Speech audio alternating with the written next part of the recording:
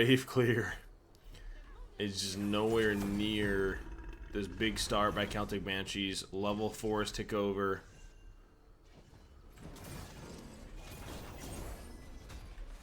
Ooh, this decent poke on this E-Shell, knowing that she was trying to push this wave in. Ravana, obviously starting purple, easily gets neutral buff right away. Mages are always going to present a lot more, if not quicker, clear in general, but the AoE damage coming through, allowing them to hyper farm a lot cleaner than this Ulur, who needs one, if not two items to even try to match that wave clear. Could be a potential Maul's invade. The Bacchus is pathing over, so is Nirvana. Surely this gets close to ticking level 5. Doesn't quite hit it. You gotta be real careful if you're heroes. This will be that level 5 tick over for the Banshees. They can immediately look at it. Jing Chen just dashing in time to get away from that Bacchus.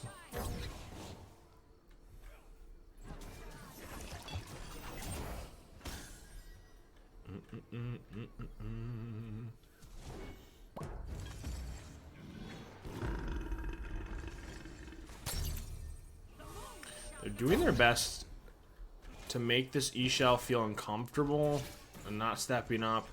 You still got to be really careful. That never really equals an all-in, because this E-Shell just drops her to ult, being able to fight through that damage. You don't really have the burst and itemization to blow her head off. Bacchus find some real separation for the heroes to make sure that red goes in favor. Level 5's just now ticked over for all members of the hero squad.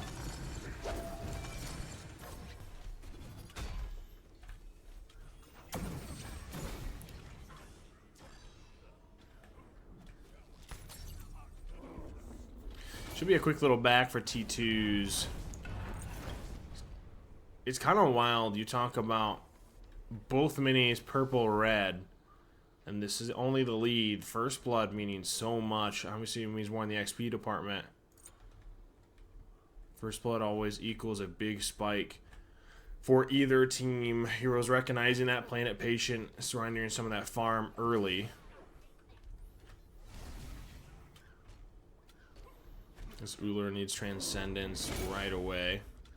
Take a quick peek at how far he's off. So just about halfway. Checking leveling orders. I'm really curious to see if he levels 2. Paul actually elected to level to 1 over the 2. Looking for some of that burst.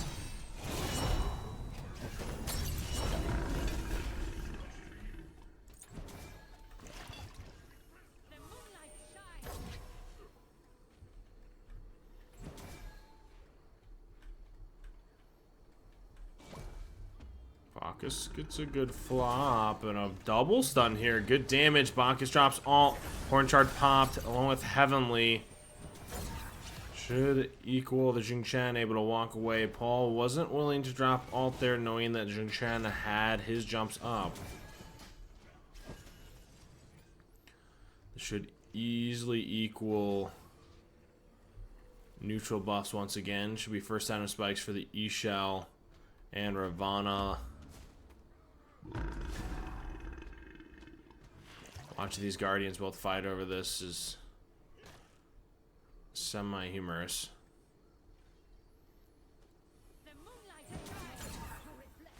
Red spawning shortly.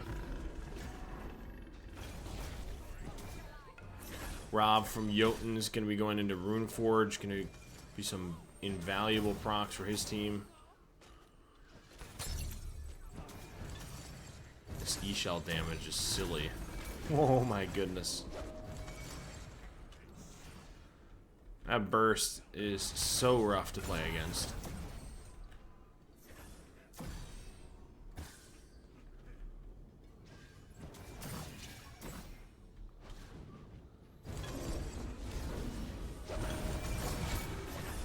Jing Chen goes down for first blood to the E-Shell. Ult for ult. Faf jumps into ult. Are they able to find any re-engage? He's got to be careful on this leap. He can immediately be blown up. And a counter engage post leap. Do they have enough damage to kill? Bacchus flops in. You shall cast. Secure second.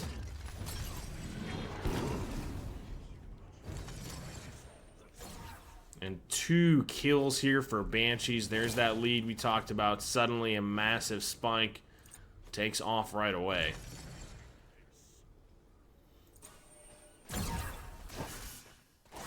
I was really worried about that leap in by the Fafnir, knowing that Uller just getting Transcendence now doesn't really have the DPS to match this Ravana E-Shell. Gotta play that a little slower.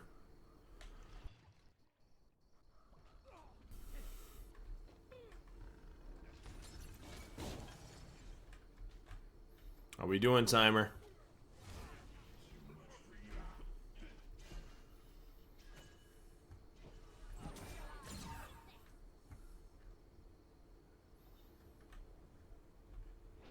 No neutral buffs up. Just looking to expand their lead. A fair amount already underway. Mini's being pinged out. Heroes stepping forward. Bacchus gets a decent knock up on the Jingchen. Just constant poke being exchanged here between Ishao and this Uller. Purple spawning in.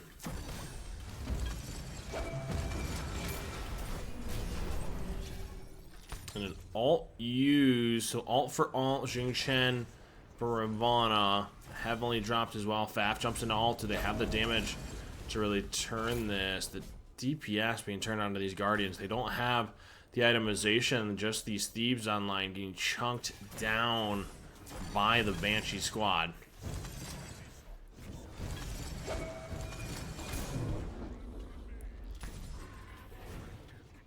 It's actually decent damage being turned onto this Ravana now. Uller just having Transcendence. I'm really interested to see once he hits these 2 items, this Jotun's fail not typically for this Uller being able to really start to feel impactful. But will he be able to reach that point before it's a little too late? Actually, it is a little different. I would have expected the Runeforge, but instead of the Runeforge, immediately into a Blackthorn Hammer here for the Ravana.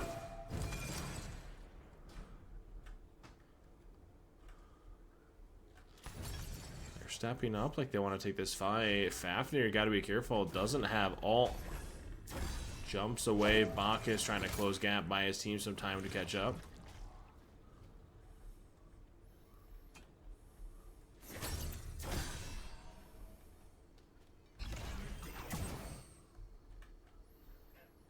I wonder, is this going to be a bull call?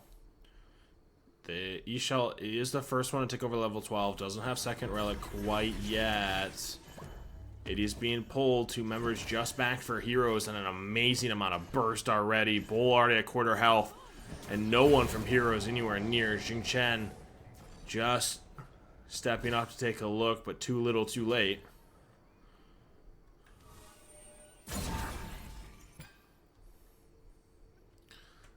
This snowball already are starting to take off.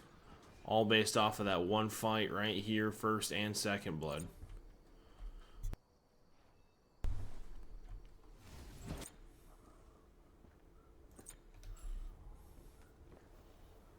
Uller has Transcendence Jotuns.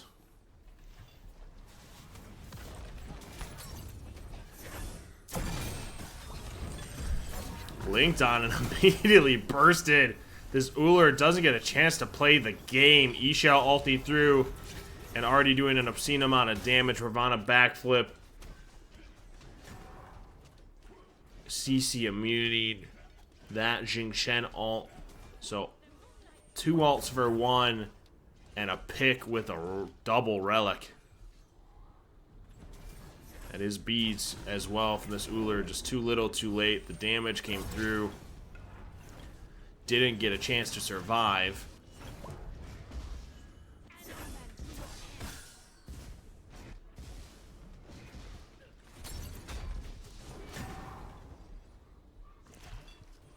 Red being pulled here by the Banshees.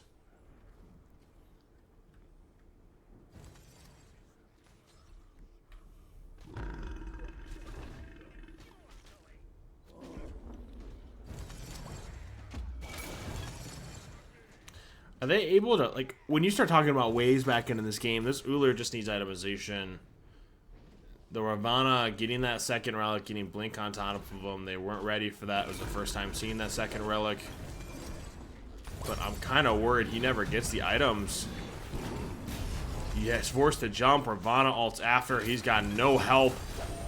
He's going to go easily down without relics to his name, not having a chance. With no relics up, getting bursted, and yet a second pick. The Banshees are running away with it in game number 1. Xing Chen going into ult should result in a pick. Snide DC, appreciate the follow, welcome.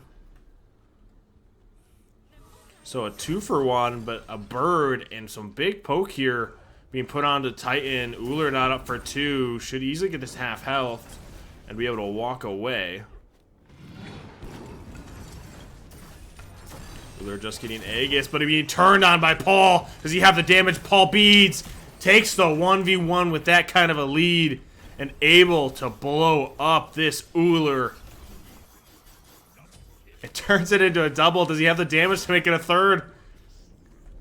Just the unfortunate part. Ixia ult doing an obscene amount here.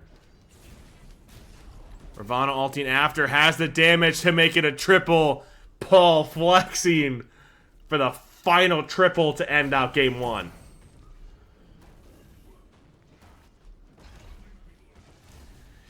Ixia and Paul just built different. Game number 1, a decisive victory here for the Celtic Banshees.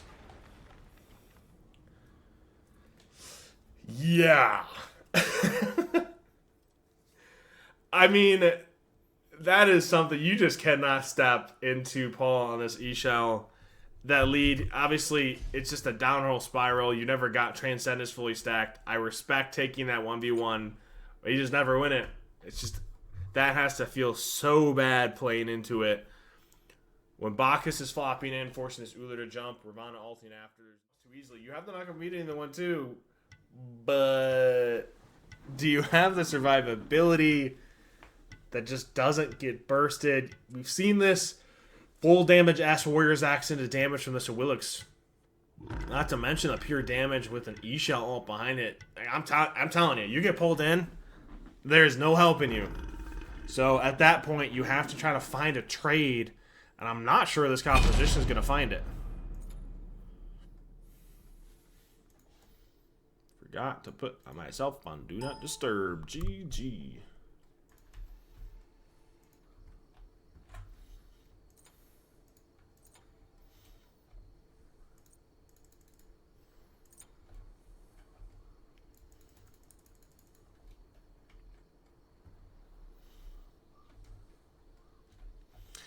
I'm not sure I'm thrilled by the draft either. But like I said, I am interested to see how Rum Crimson does on this Thoth. I think this composition is just going to punish these two.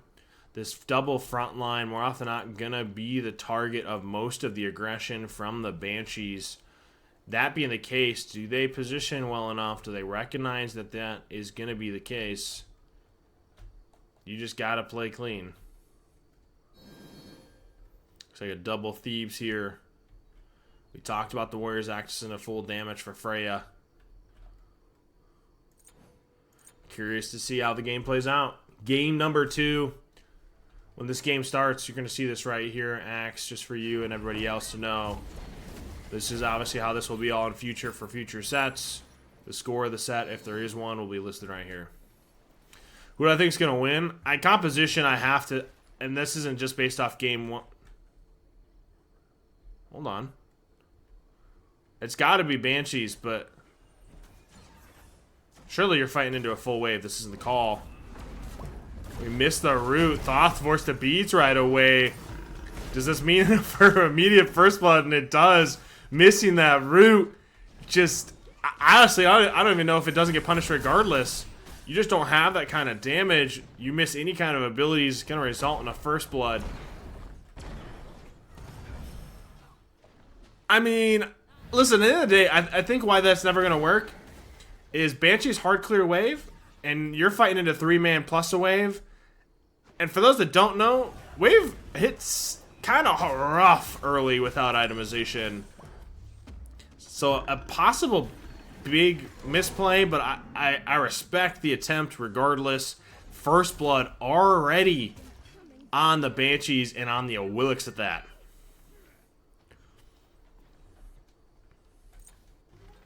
That is not what you want to see. Sub 2 minutes. Thoth, you got to keep in mind, this Thoth doesn't have beads now for 110. These ults are ticking over. Awilix has it now. If this Bacchus lands that flop on this Thoth, it should be curtains. So you got to be extremely careful now that you gave this all-important relic up. As well as this Charon has to recognize he's got to use his dash knock immunity or ult extremely well, considering he doesn't have beads. He can easily be this target without any prots, any items online. He's going to be equally as squishy. So a lot to play for here. But in answer to your question earlier before that gank, I wasn't expecting just composition alone. I'm going to go for Banshees, not based off the players. Like this Bacchus lands any setup or flop, you're getting pulled back into a Willix ulted, right back into Ishel's loving arms with that kind of burst. I don't ever see that going well. So in P's and B's, I'd have to say alone, Banshees are taking that home, let alone from the dominant performance that we saw in game number 1. Bacchus already looking to get active. As soon as he lands that flop, if that Thoth isn't a rare, that should just be death. Yet another 40 seconds left on his beats, forced to stand back. And already a semi-commanding lead. There's the ult, but instead it pulls in the Nike. Nike forced to ult, doesn't have the damage. It's a little unfortunate. He knocked out both the Thoth and the Nike, and the Nike was the one that was pulled. Nike forced to ult for any survivability. Dash doesn't quite get caught. The damage there is crazy. You got to think that those are tanks. This Bacchus is getting some big setup for this Awilix shell to cast off of. Both chesters are pulled.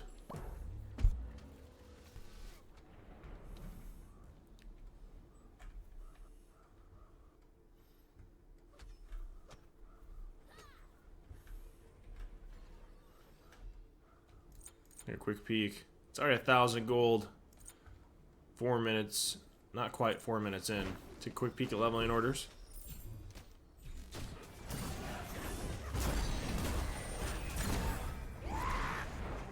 Does he let it go? He lets it fly. Able to contact it.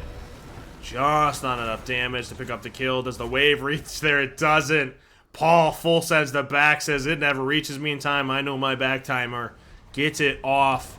And survives the double ultimate. Now it's going to turn into the Banshee's turn to turn the damage out. You shall Pantheon back in. Purple's up.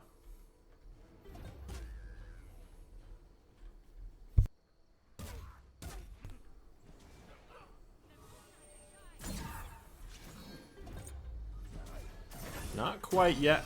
This is kind of crazy when you're talking about itemization. They don't have Thieves on yet.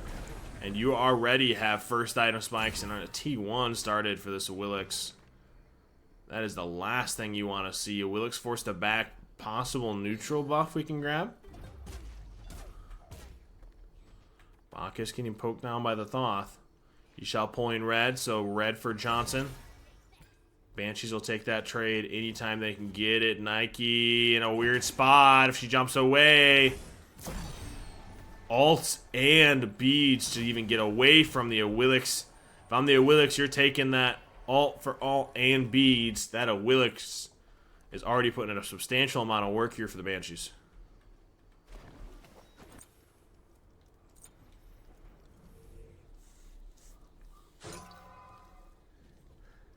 Surely this Nike's got to be the target of that aggression now with those beads being down.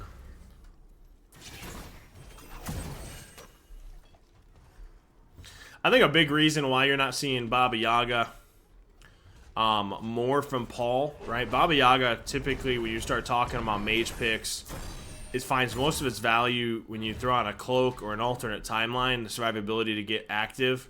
Because once you go into alt, you're a massive target. You're not allowed to build prots. i.e. an alternate timeline or a cloak. So you're not going to get the full value from that pick as some others might think versus going for this E-Shell burst and the healing from the alt. Typically why he's straying more toward this E-Shell. Or Lefay, etc. The Oth gets a good dash. Decent amount of damage already turned onto this E-Shell. And drops the alt. Did they have the damage? A good Aegis by Paul to make sure he survives. And an alt turn. The damage from this E-Shell. That alt and the healing buying enough time to make sure that he survives through it. Bacchus flops under tower. Do you have the damage? Hits the root. Are we able to kill? Shirley drops alt. Able to pick up the Bacchus. So a 1-for-1 trade. And a little bit of life here from the heroes.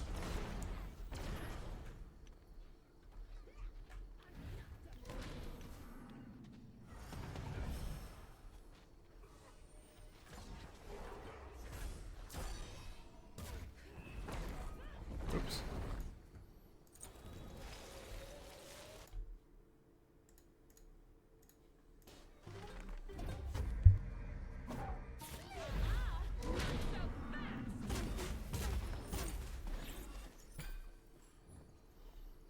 This is kind of notable. We have a little bit of life now that we're playing mage for mage.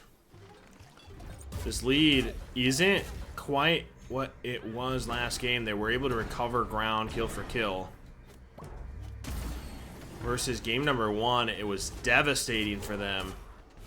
Wooler not getting itemization. Instead, they are matching some of this pressure now.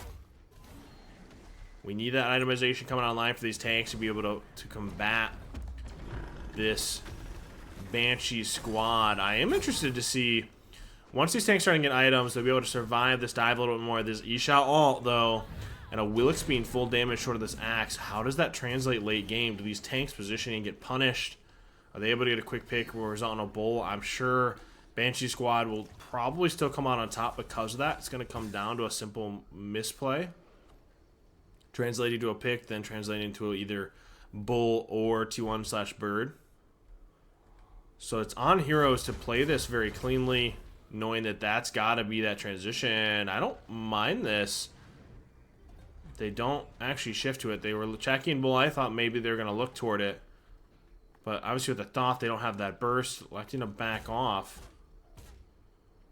I'm keeping an eye on relics. This is a blink of Willix. I'm assuming it's going to be beat second, but I want to see what this Bacchus goes second relic as well. As is Kieran Nike. Nike pulled in, forced to back up. That Thoth felt like it was unimpactful, didn't do any damage, but that a Willix getting caught under tower with that root. Just Thoth have the damage to pick that E-Shell. Just not enough. This Thoth is so winging right now. Crimson saying, if I want to go down, I'm not going out without a fight.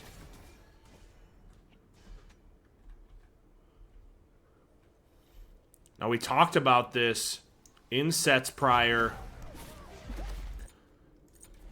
Losing 2-0 in a set, this whole league is point-based. So if I win 2-0, it's 5 points. The losing team goes -2.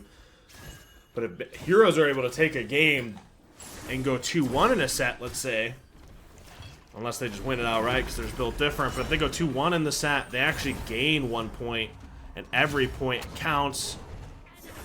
Here's that position, and I talked about earlier this Charon possibly getting poked out. The damage that's coming forth. Nike forced to bees to make sure she didn't get knocked up by that Willix. Not knowing Willix ult was down. Bacchus flopping in. Red's up. Paul on the She-Shell. Surely going to path over to it.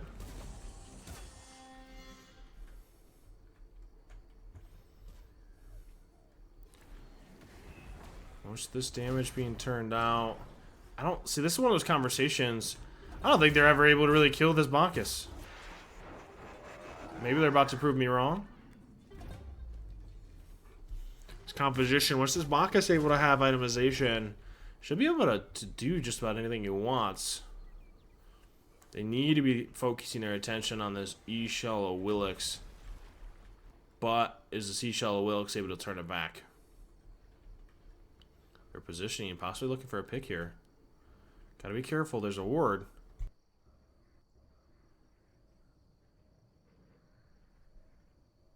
Healing corner.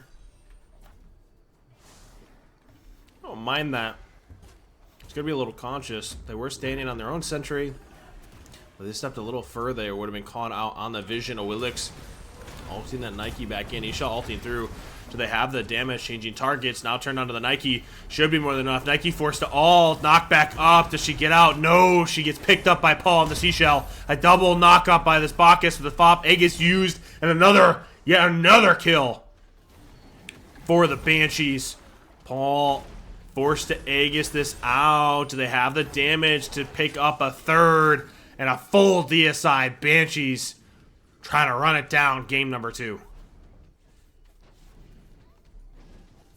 Nearest timer, 8 seconds on this Nike. Does this actually result in Bird? You're pretty low.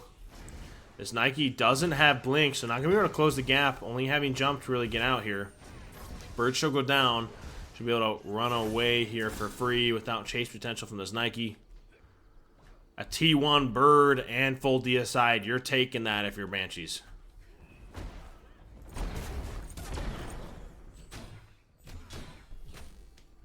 One big fight and a massive decline.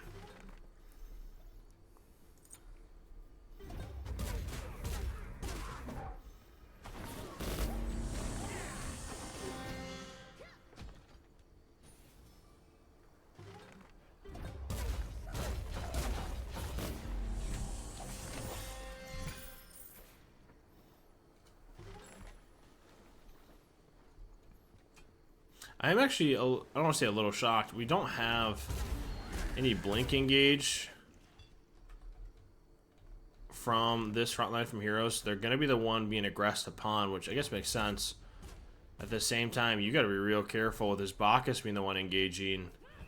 If that's the case, Banshee's more often than not going to win this trade with an Willix E-Shell. E-Shell ulting through, Willix ulting one of your tanks back in. Bull is pulled.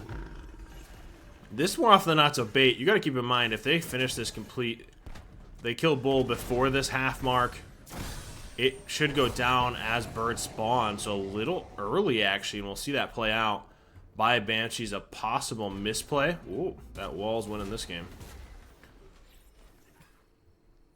And I'll point that out as Bird spawns.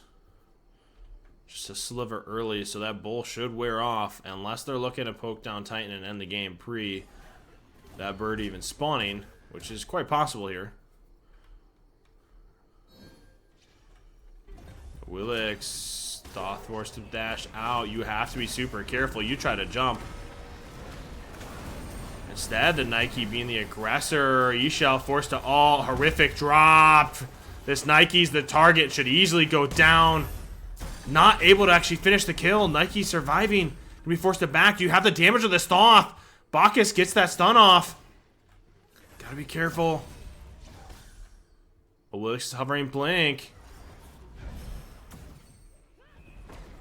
A little bit of life yet again from the Heroes. Imagine if they actually got a big pick onto that Willix for E-Shell. Like I said, that push is a pretty large one. This Bird will spawn and Bull will wear off. So Heroes now have a little bit of a window to get some itemization onto the Thoth and recover some of this lead that the Banshees have already accrued.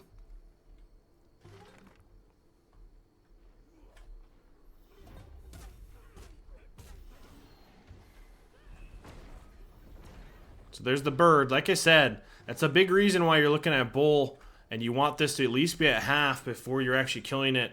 That Bird spawned, you don't have Bull. Now you have to wait this full timer, giving Heroes a little bit of time to farm up, recover, and their Bird to heal before they even have to step out, allowing them to turtle just a little bit longer. But that all can be nixed if we decide to step up for a red. Red should be secured, now uncontested. Assuming this is going to be an op shard into Soul Reaver for the Thoth. Willix is rounding. She doesn't have blink for 13. Nike forced to jump backwards. Charon's now the target. Forced to ult. The Willix ult. Double ult used. And Thoth trying to find anything he can in return. Aegis. Do they have the damage to really pick anything here? Bacchus flopping in. Does she have it? She does. Paul able to secure it with just the tip. Yes, I did just say that. Shell 1. Both tanks down. Thoth, last man standing. 18 seconds. Your last hope. Thoth, dash used. Trying to put out any damage you can. Forcing the Banshees off. Charon spawning now. What? Yeah, using that phrase for just... Okay, Ishal just got it. Just with the range 1. Definitely should have looked for a different phrase, but, you know, it is what it is. We are the BBC after all.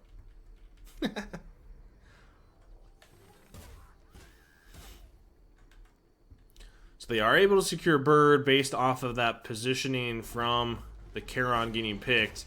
It's one of those conversations, like I said, you're getting ulted in for this Awilix. It's immediately, you're going to be that target. Nike ult not really going to save you when you start talking about anti-shield and even what this Horrific's going to do to that. It's decreased by 50% and 75% of any current shields applied. Sunder, Horrific, Erosion, Gem ISO, there's so many anti-shields. So this Nike Charon going to feel the brunt weight of that. Here comes this push. Banshees looking to end. Almost a 5k lead in hand. Level 19 E-Shell.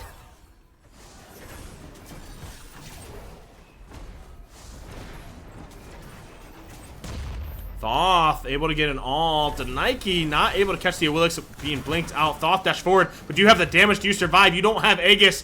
Thoth just trying for every bit he can. And a pick for pick.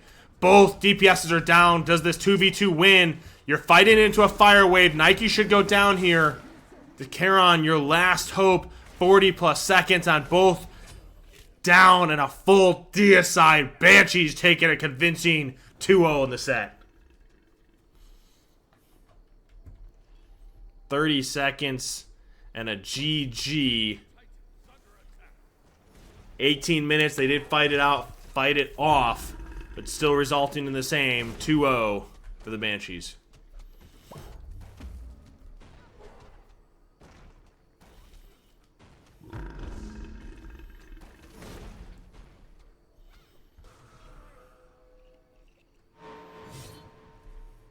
No, it's a best of 3. Best of 3.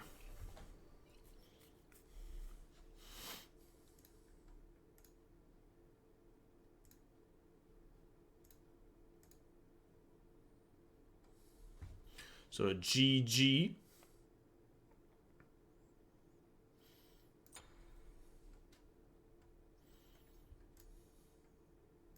I do want to say this too. Not getting a blink on Nike, yeah, it's a bit rough. I've heard a lot of the feedback as far as the draft league, and I know we've gone back and forth, edits, changing things, shifting stuff around. So the current plan, and I want to make sure we're all on the same page with it, the current plan for the BBC...